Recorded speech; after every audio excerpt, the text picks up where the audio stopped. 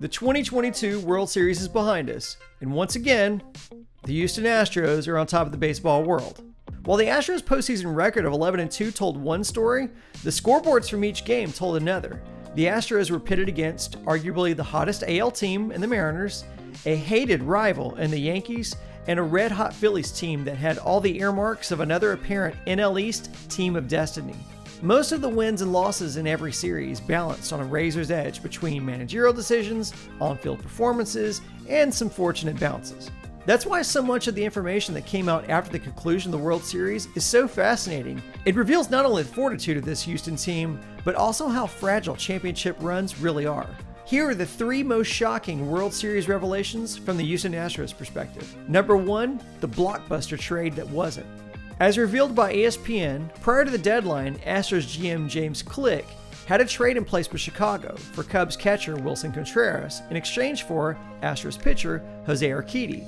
As the report goes, Jim Crane and Dusty Baker both nixed the trade, with Baker having concerns about Contreras' understandable desire to start a maximum amount of games as he was positioning himself for his next big payday. As we all know, the Astros would eventually land Red Sox catcher Christian Vazquez, but looking at how Vazquez was used and how well he took to that role sure makes it seem like Vazquez was the right move. How would Contreras have impacted this team's chemistry? We'll never know. What we do know is Contreras would have only been a rental, and Jose Urquidy is a good young pitcher under 3 more years of arbitration. Number 2, the injury bug was biting hard. Part of the postseason formula for winning it all comes down to health. The Astros suffered their first major health setback of 2022, with Michael Brantley going to the IL in August with shoulder discomfort that would eventually lead to season-ending labral surgery. What we didn't know was, as reported by Ken Rosenthal, Martin Maldonado had been playing through a sports hernia and broken right hand since at least the end of August, which makes it understandable why James Click was prioritizing the catcher position as a trade target, and why it's pretty damn impressive that Maldi was still able to make such huge contributions in the postseason. In the pivotal Game 5, we saw Yuli Gurriel twist his knee in a rundown and be replaced with Trey Mancini. We found out after the game he was done for the series with a sprained MCL. In the 8th inning of Game 6, we saw Alex Bregman get thrown out at second, trying to stretch a single into a double.